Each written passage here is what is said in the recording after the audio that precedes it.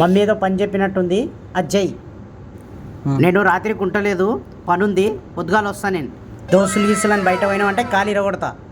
సప్పుడు అవ్వకుండా ఇంట్లో కూర్చో.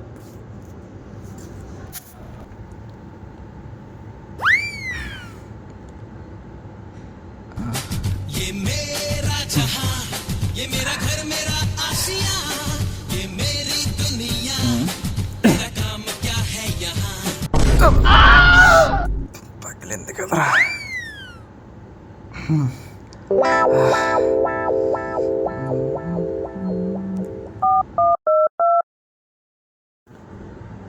రేయ్, మా డాడీ బయటకు పోయిండు, రావడానికి తెల్లాడుతుంది. మంది తీసుకుని వచ్చాను రా.